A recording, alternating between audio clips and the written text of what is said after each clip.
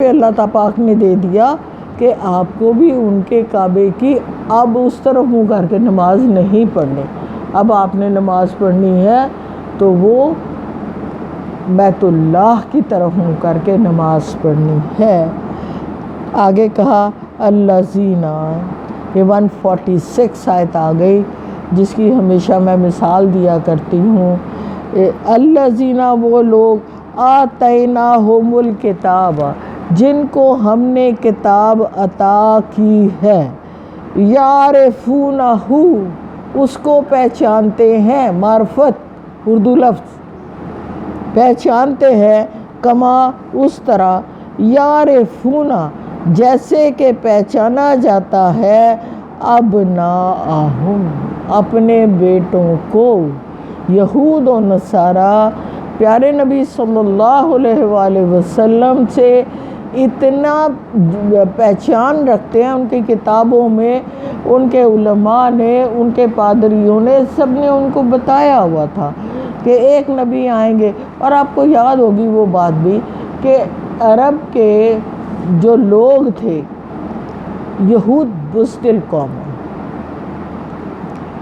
اور عرب کے جو قبائلی لوگ تھے وہاں کے وہ بڑے جنگجو اور بہادر لوگ، وہ سامنے آ کر فیس کرتے تھے. تو یہودی ان کو کہا کرتے تھے کہ ابھی تو ہم نے مار پڑ گئی ہے، جب ہمارا نبی آئے گا نا تو ہم آپ کے ہوش ٹھکانے لگا دیں گے، آپ کو لگ پتہ جائے گا. تو جب اللہ کے نبی آ گئے تو ان کو یہ بہت زیادہ ملال تھا کہ یہ حضرت ابراہیم کی نسل سے تو ہیں، لیکن حضرت یعقوب کی نسل سے کیوں نہیں آئے؟ آپ کو پتہ ہے جتنے نبی آئے ہیں وہ سارے حضرت یعقوب کی نسل سے آئے ہیں. ایک صرف ہمارے نبی محمد صلی اللہ علیہ وآلہ وسلم ہیں جو حضرت اسماعیل کی لڑی میں آئے ہیں. 4000 سال تک جتنے نبی آتے رہے ہیں حضرت یعقوب کی نسل میں آتے رہے ہیں.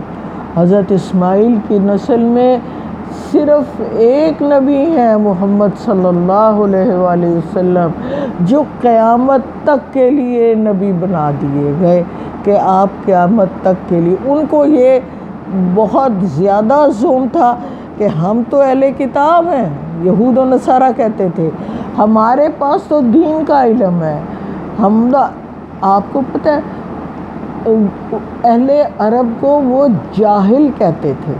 حضرت اسماعیل کی نسل کے لوگوں کو وہ کہتے تھے کہ تم تو امی ہو، تمہارے پاس تو کوئی نبی ہی نہیں ہے.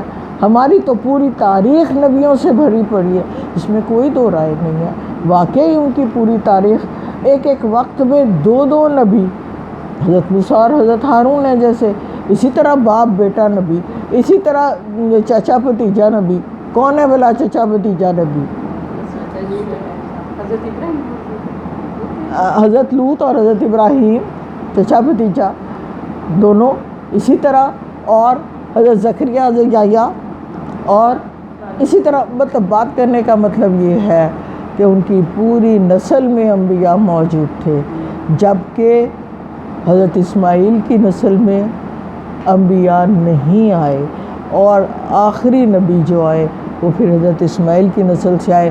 اب یہود و نصارہ صرف اس وجہ سے پیارے نبی صلی اللہ علیہ وآلہ وسلم کو نبی ماننے کو تیار نہیں تھے، اور حالانکہ وہ ان کو اس طرح پہچانتے تھے جس طرح اپنے بیٹوں کو پہچانتے ہیں. آپ کو اگر یاد ہو تو جب پہلی وحی کا نزول ہوا تھا تو اس وقت حضرت خدیجہ جو تھی اللہ کے حبیب کو لے کے اپنے کزن بردر ورقہ بن نوفل کے پاس گئی تھی. تو ورقہ بن نوفل اس وقت عیسائی تھے، تو انہوں نے کیا کہا تھا؟ انہوں نے کہا تھا وہ جو فرشتہ آپ کے پاس غار میں آیا وہ انہوں نے بتایا تھا، حضور کو تو پتہ ہی نہیں تھا. وہ تو انہوں نے بتایا تھا کہ وہ جبریل امی ہیں اور وہ آپ کے پاس وہی لے کے آئے ہیں. اور یہ بھی کہا کہ آپ کے بارے میں ہماری کتابوں میں احمد نام درج ہے، اور یہ بھی کہا کہ آپ کا قبلہ کعبہ ہوگا، خانہ کعبہ ہوگا، اور یہ بھی کہا کہ آپ کی قوم آپ کو مکہ سے نکال دے گی. اور ساتھ میں یہ بھی کہا کہ اگر میں زندہ رہا تو میں آپ پر ایمان لے آؤں گا، اور 10-15 دن کے اندر ہی وہ فوت بھی ہو گئے۔ دوسری بات کون سی تھی جو آپ کو یہ بتاتی ہے کہ جب پیارے نبی صلی اللہ علیہ وآلہ وسلم تجارت کی غرض سے حضرت ابو طالب کے ساتھ روانہ ہوئے تجارت کی غرض سے، تو آپ کو دیکھ کر ایک جو ان کے پادری تھے، نہ میرے ذہن سے نکل گیا اس وقت، انہوں نے کہا حضرت ابو طالب سے کہ آپ اس اپنے بچے کو لے کر، اس وقت آپ کی عمر 8 سال کی تھی، کہ آپ ان کو لے کر واپس چلے جائیں، اگر میری قوم کے لوگوں کو پتہ چل گیا تو وہ ان کو مار دیں گے، تو آپ ان کو لے کے واپس چلے جائیں۔ انہوں نے پھر آگے نہیں گئے، حضرت ابو طالب ان کو لے کے واپس چلے گئے، اور ان سے پوچھا گیا کہ آپ نے کیسے یہ، انہوں نے کہا ہمارے کتابوں میں ان کا احمد نام بھی درج ہے اور ان کا ذکر بھی موجود ہے، اور میں نے دیکھا کہ جب وہ گھاٹی اتر رہے تھے تو درخت ان کو سجدہ کر رہے تھے۔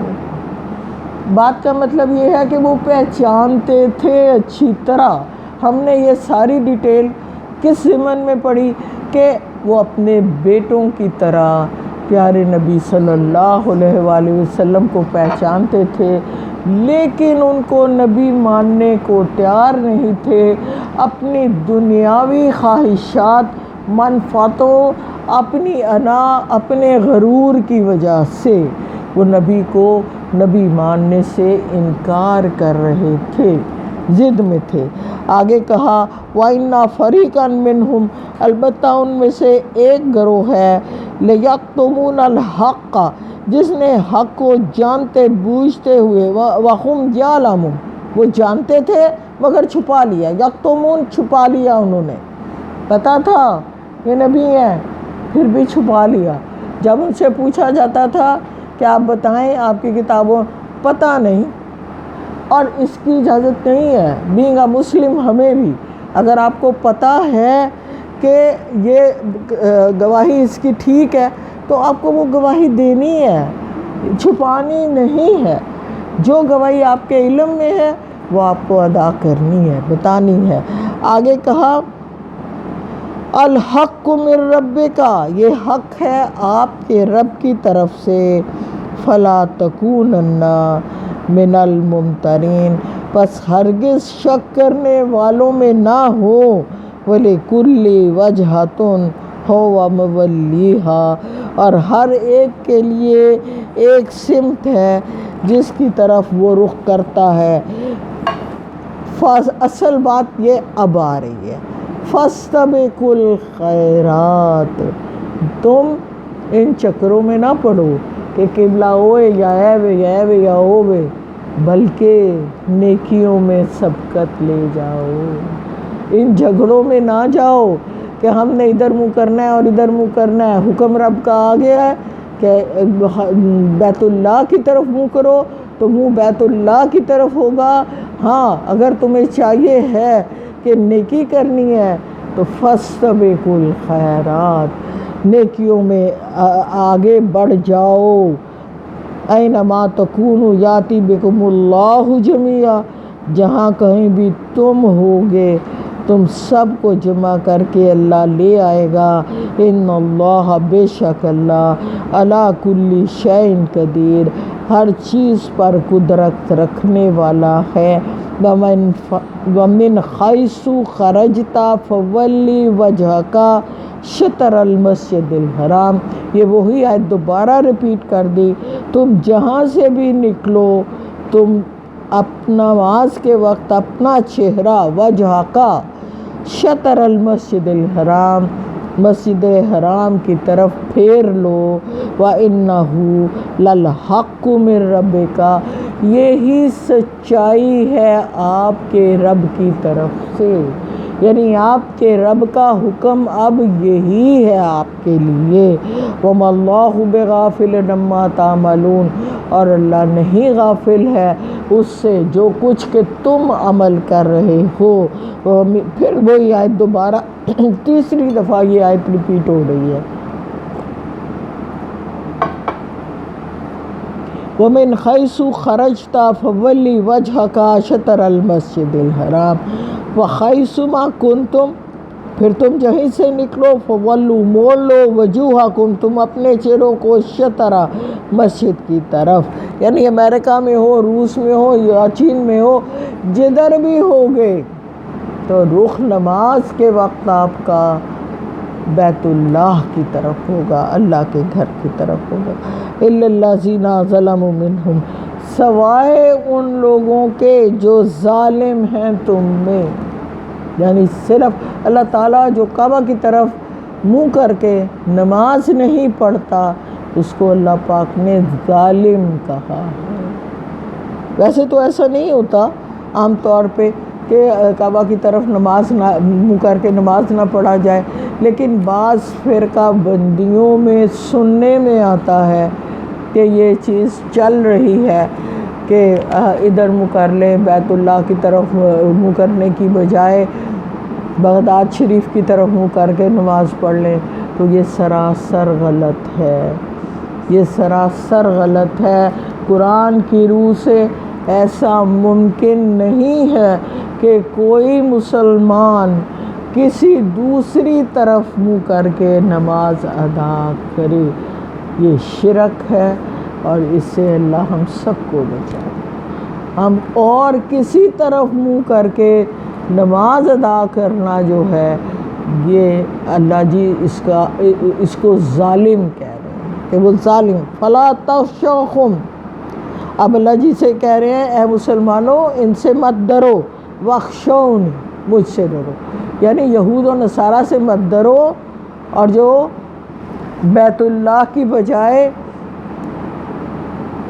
بیت المقدس کی طرف منہ کر کے نماز پڑھ رہے ہیں آپ ان سے بھی نہ ڈرو، بلکہ بخشونی، مجھ سے ڈرو. وَلِأُتِمَّ نِعْمَتِي عَلَيْكُمْ، اسی لیے کہ میں تم پر اپنی نعمت کو مکمل کر دوں گا، تمام کر دوں گا، پورا کر دوں گا. وَلَعَلَّكُمْ، تاکہ تم تہتدون، ہدایت یافتہ بن جاؤ. کما ارسلنا فیکم رسولا منکم، جیسا کہ بھیج دیا ہم نے تمہیں میں سے ایک رسول. یہ کیا تھا؟ آپ پہلے یہ دعا پڑھ رہے ہیں جہاں تک مجھے یاد پڑتا ہے. حضرت ابراہیم اور حضرت اسماعیل جب کعبے کی دیواریں اٹھا رہے تھے تو ساتھ ساتھ یہ دعا کر رہے تھے کہ اے اللہ پاک ہم میں سے کوئی ایک نبی اٹھا دیجئے جو ہمیں مناسک حج سکھائے، ہمیں پاکیزہ کرے، جو ہم پر قرآن کی آیات کو پڑھ کر سنائے. اللہ جی یہاں پیارے نبی صلی اللہ علیہ وآلہ وسلم کی بعثت کے بعد یہ بات کہہ رہے ہیں ہم نے بھیج دیا تمہارے درمیان تمہیں میں سے ایک رسول. یعنی جو وعدہ ہم نے حضرت ابراہیم نے دعا کی تھی اور حضرت اسماعیل نے، آج ہم وہ وعدہ پورا کر دیا.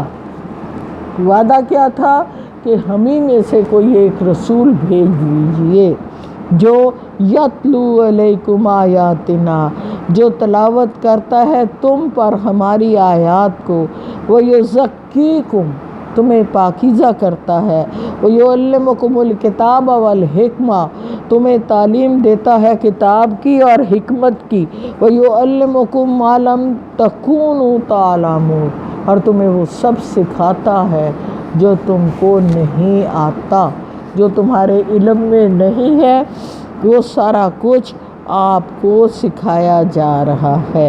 اچھا 129 آیت ہے وہ جس میں کہ اللہ تعالیٰ سے حضرت ابراہیم اور حضرت اسماعیل نے دعا کی تھی.